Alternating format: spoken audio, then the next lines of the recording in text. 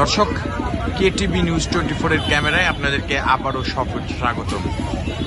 দেখানোর চেষ্টা করছি সরকারি প্রাথমিক বিদ্যালয়ের সহকারী শিক্ষক নিয়োগটি 2023-এর তৃতীয় ধাপের অন্তর্বর্তীকালীন সরকার কর্তৃক 31শে অক্টোবর 2024 তারিখে চূড়ান্তভাবে প্রকাশিত ফলাফলের সুপারিশপ্রাপ্ত 6531 জন শিক্ষকদের যোগদানের দাবিতে যে কর্মসূচি রাজধানীর রাজপথ জুড়ে ছিল, সেই কর্মসূচির একটি অংশ কিন্তু এখনো বসে আছেন রাজধানীর শাহবাগের জাদুঘরের সামনে। জলকামান, বারবার জলকামান নিক্ষেপ, টিয়ার সেল, লাঠিচার্জ করেও হয়তো তাদেরকে রাজপথ থেকে হটানো সম্ভব হয় নাই। দর্শক, আমরা কথা বলে জানতে পেরেছি আজ 17তম দিনের অবস্থান কর্মসূচি পালন করছেন সুপারিশপ্রাপ্ত 6531 জন শিক্ষক শিক্ষিকার প্রতিনিধিগণ। তারা কিন্তু প্রতিনিধিত্ব করছেন 6531 জন শিক্ষক শিক্ষিকার। আমরা কিন্তু দেখতে পাচ্ছি আজ 17তম দিন পার হতে গেলেও সকলেই কিন্তু শিক্ষক শিক্ষিকা তারা পুনরায় আবার রাজপথে অবস্থান করছেন। শত টিয়ার সেল, লাঠিচার্জ, পুলিশের জলকামান নিক্ষেপের পরেও তাদেরকে হটানো সম্ভব নেই। আজকের 17তম দিনের অবস্থান কর্মসূচিতে কি বলতে চান? আপনারা কি থাকবেন নাকি চলে যাবেন? আমাদের কর্মসূচি চলমান আছে। আজকে 17তম দিন কর্মসূচি চলতেছে। তো আমরা নিয়োগের জন্য সরকার এবং রাষ্ট্রের কাছে আমরা আমাদের অসুবিধাগুলো জানিয়েছি। তো আমরা চলতে থাকবে এবং 2 তারিখ আদালত কি রায় দেয় আমরা তার জন্য অপেক্ষা করতেছি। আশা করি রাষ্ট্র আমাদের জনগণের দিকে অবশ্যই তাকাবে। আমরা যেহেতু দেশের নাগরিক, আশা করি ভালো কিছু হবে।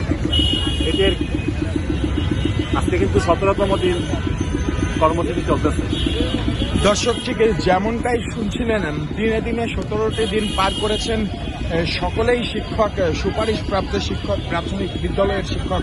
তারা 17তম দিন পার করে তারা কিন্তু আজও রাজপথে অবস্থান করে আছেন। তাদের দাবি আদায়ের লক্ষ্যে তারা অটুট অবস্থানে আছেন বলে তারা জানিয়েছেন। কি বলতে চান আপনারা? আপু, আপনারা যদি দর্শক, 17তম দিনেও শত লাঠিচার্জ, টিয়ার সেল, পুলিশের লাঠিচার্জের সম্মুখীন হয়েও তারা কিন্তু এইখানে 17তম দিনে এইভাবে অবস্থান করছেন। যে লাগাতার অবস্থান কর্মসূচি সেটি কিন্তু তারা বজায় রেখেছেন এবং একটি দিনেও কিন্তু আমরা তাদেরকে রাজপথ ছাড়তে দেখি নাই। বাচ্চা সহ অনেক শিক্ষিকাই কিন্তু এখানে উপস্থিত আছেন। আপু, আপনি কিছু বলেন, 17তম দিন কিভাবে কাটালেন? 17টা দিন আজকে আমরা অনেক কষ্ট, রাস্তায় অনেক কষ্টে কুকুর বিড়ালের সাথে শুয়ে আজকে 17তম দিন কাটাচ্ছি। আমি সেই চট্টগ্রাম থেকে আসছি। এখানে থাকা খাওয়া অসুবিধা, বিভিন্ন কষ্ট, তারপরেও রাষ্ট্র আমাদের কর্ণপাত করতেছে না কোনো কিছু। 2 তারিখ যদি আমাদের কোনো পজিটিভ রায় না আসে, তাহলে আমাদের অনেক সহকর্মী সুইসাইড করার সিদ্ধান্ত নিয়েছে।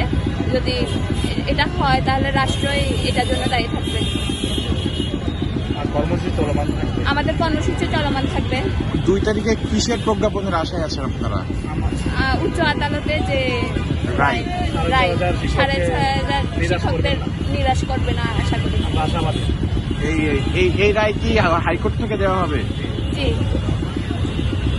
দর্শক, হাইকোর্টের একটি রায়ের উপর নির্ভর করে তারা এখনো কিন্তু রাজপথে অবস্থান করছেন। তারা স্পষ্ট জানিয়েছেন 2 তারিখের যে হাইকোর্টের রায় সেটি যদি ফলপ্রসূ না হয়, তাহলে অনেকেই কিন্তু আত্মহত্যার মতো কঠিন সিদ্ধান্তে যোগ দিবেন বলে তারা কিন্তু এখান থেকে জানিয়েছেন। দর্শক, রাজধানীর জাদুঘরের সামনে থেকে আপনাদেরকে আপডেট জানাচ্ছিলাম কেটিভি নিউজ 24 এর ক্যামেরায় সুজয় মজুমদার, কেটিভি নিউজ 24, ঢাকা।